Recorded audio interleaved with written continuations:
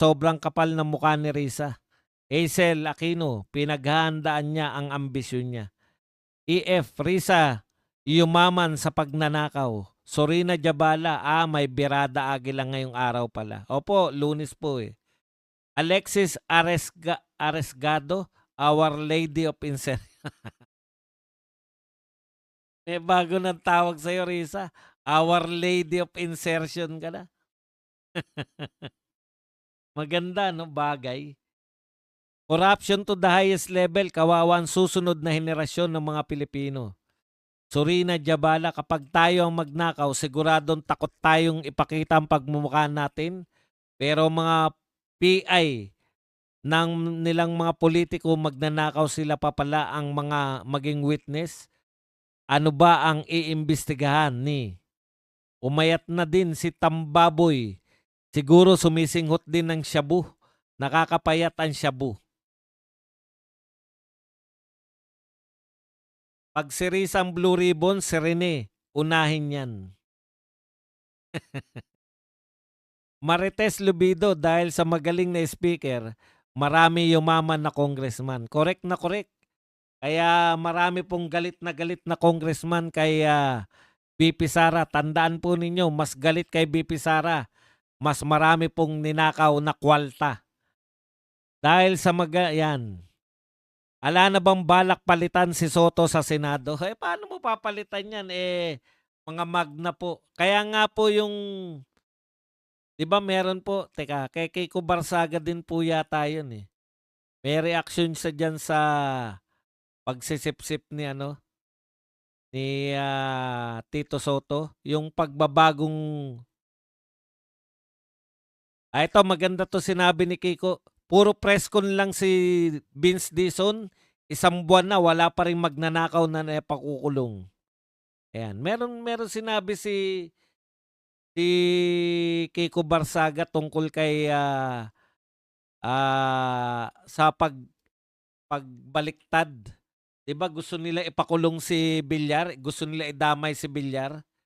Na-realize ni Tito Soto, 2 bilyar ang kakala sa kanya pag binanata nila. Pag yung 2 na yun, plus siyam, 11, isa na lang. Ang habulin nila, si Pia Cayetano na lang. Pasok na sa banga, tanggal na siya. Kaya maagang nagbakasyon yung Senado.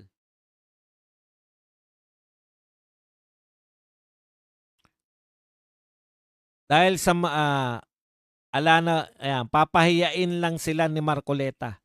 Our Lady of Insertion, pray for us.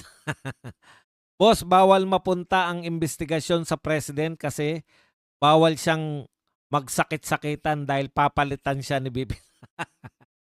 Ang galing mo, Inday Bidak. Lahat ng mga naituturo ay nagkakaroon ng sakit. Si Saldi ko nagkasakit. Puta, matindi si Dong Gonzales. Kahit walang sakit, tumakas na. Yun ang malupit sa lahat. Okay. Kung sabi ni Inday Bidak, bawal magsakit-sakitan si BBM kasi pwede na siyang palitan ni Inday. Boss Bas, kung si PRRD, kahit matanda na, pilit pa rin kinukulong. Pero si Tambi, nagpunta lang sa US Ambassador sa ICI, nagkasakit na yung buhaya. Ipadala nyo sa veterinary ang mga crocs na. Paano papalitan? Grabing kapit, grabing sip-sip. Inday Bidak, walang mapaglalagyan. Sarap ipa-imbalsa mo si Martin ng buhay.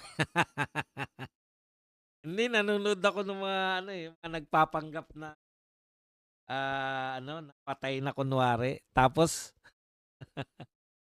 reanimate. Sarap ipa-imbalsa mo si Martin. Boss, maganda yung ginawa ni Yorme. Magkasama sila ni PBBM. Hindi ko po alam kung ano po ginawa niya maganda.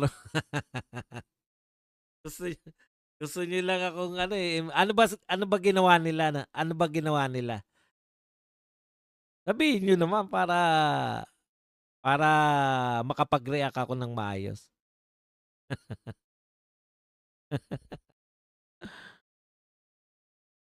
Advance isip si Dong Gonzales. Correct, hindi pa nababanggit pangalan, nakatakas na eh. Oh, wala pa si Dong dito sa Pampanga. Yung nagkukunwari na may sakit, matuluyan na sana. Sabi ni Jason. Nagkasakit ang hari ng buhaya. Wala na masyadong mananakaw, Boss Buds.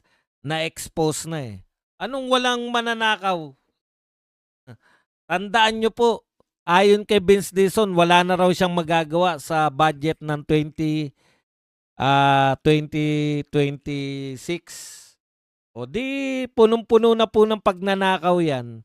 Nilantad siya ni Leandro eh. Leandro ba? Libiste. Ni Libiste. Ere-rehab si BBM ang Ilog Pasig.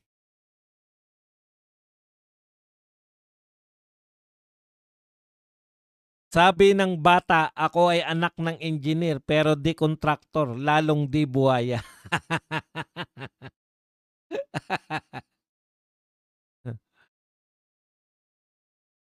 Ere-rehab ang Ilog Pasig. Ay, wala naman palang problema. Aristedes Ugako, Kiko Barsaga nga. Kiko Barsaga nasa bubble gang na. Talaga? Baka naman ginagaya lang si Kiko Barsaga.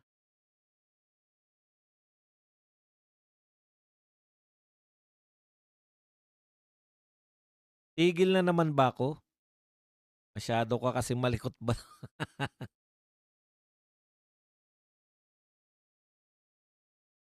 Makulit tong aking... Teka po, ginagawa na natin ng paraan. Kasi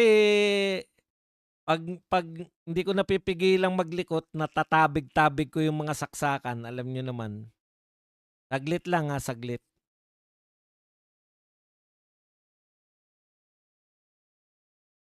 Ibabalik ko lang yung pagmumukha ko. Alam ko naman na gustong-gusto nyo yung pagmumukha ko eh.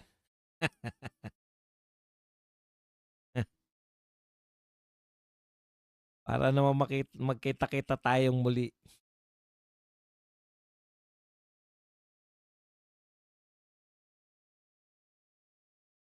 Ayun. Ayun si Dudong. Okay, balik pato na tayo.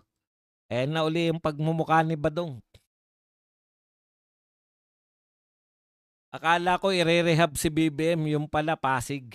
Sabi ni Hazel. Inday bidak, yung mga Tulfo magaling lang sa chismis. Pero,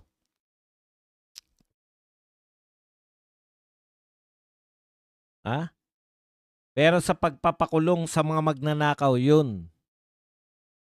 Hanggang chismis lang pala kayo eh. Ganda ng tawag ni Atty. Guanzon kay Tambaloslos, Martin Luther King.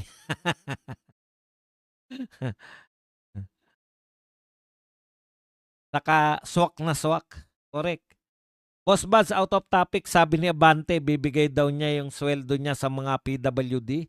Dapat ibigay niya yung sweldo kay Joey. Uy, siya naman talaga nanalo sa distrito nila.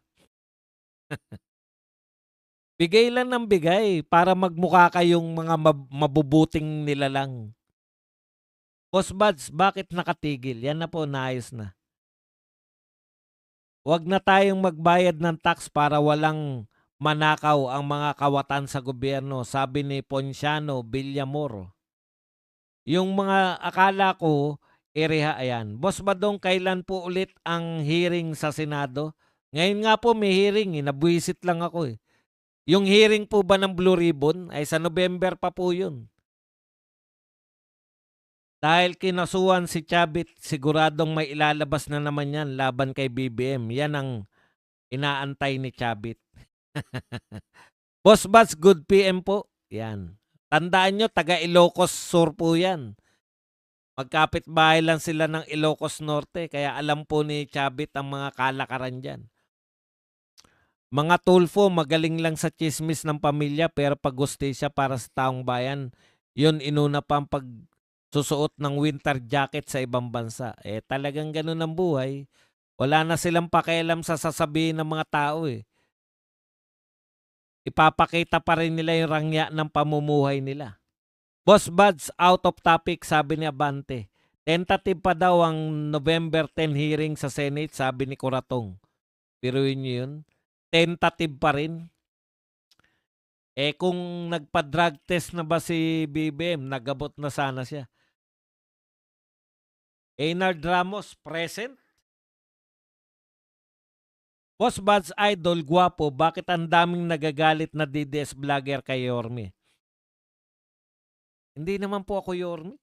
Tanungin niyo po yan sa mga Yorme na Duterte vloggers. Ako po, Duterte lang po ako. Kung may magandang ginagawa si Yorme at nalaman natin na maganda po para sa bayan at para sa mga Duterte, di ayos. Hindi po ako Yorme. Bakit niyo po ako tatanungin tungkol dyan? Wala po akong kinalaman dyan. Mayor po si Yorme, marami pong mayor sa Maynila, sa Pilipinas. Hindi po ako nakatutok, lagi po ako national level kasi mahirap po magtutok sa mga mayor. Mahirap po magtalakay ng mga mayor ng iba't ibang lugar, lalo na kung hindi ka taga ron. Hindi po ako taga Maynila eh. Hindi po ako nakatira sa Maynila. Ano po makokomento ko po dyan? Lagi nyo kasing sinisingit si Yorme, si Yorme, si Yorme. Gusto nyo mag-comment ako na mag-comment kay Yorme. Hindi po ako taga Maynila. Hindi po, wala rin po akong balak mag-comment sa mga local officials. Kasi national level lang po tayo. Mahirap pong kunwaring may alam ka sa local level. Tapos lalo na hindi ka naman nakatira doon. Di po ba? Okay. Sir Bats, walang matinong tao na gustong manungkulan sa admin ni Marcos. Montulpo bumanat kay VP Sara, takot mapurnada ambisyon ng kapatid. Wala na po naniniwala dyan kay Montulpo. Our Lady of Manawag, pinalitan na ni Risa Our Lady of Insertion. Sa kaso ni Chavit, mukhang ito na ang pagbagsak ni BBM. Bilyonaryo po yan si Chavit. Talagang mag-uubos din ng pera yan kung ubusan lang ng pera ang gusto nila. Pangit, no? Pumangit yung video natin.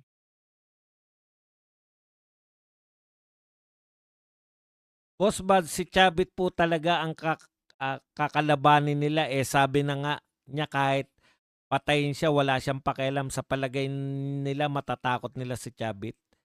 Hazel Aquino, sinampahan si BP ngayon sa ombudsman ng Akbayan Serbadong. Nakita ko po yan. Mamaya ko po balak ibalita yan after ng birada. Kasi ano pa lang, sinampahan pa lang. Yung Akbayan, wala, ibig sabihin, dati naman na yan dahil kay Risa Ontiveros yan eh. Yung Aquino D, yung apo ni Cory. Yan yung bago.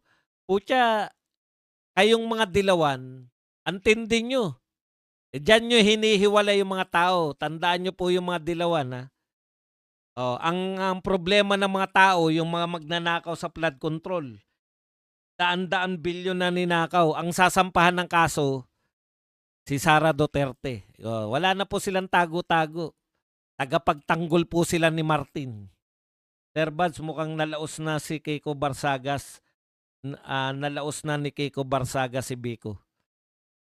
Ganyan talaga eh. Bakit walang live coverage rally sa SOCMED? Kasi po walang rally. Ano ila-live coverage mo kung walang rally? Kada po may rally, meron po nagla-live. Ang tanong niya, bakit daw?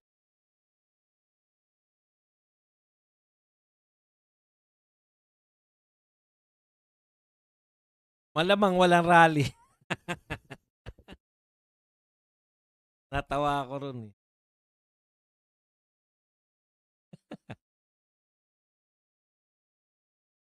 Okay yung mga tanong na ganyan.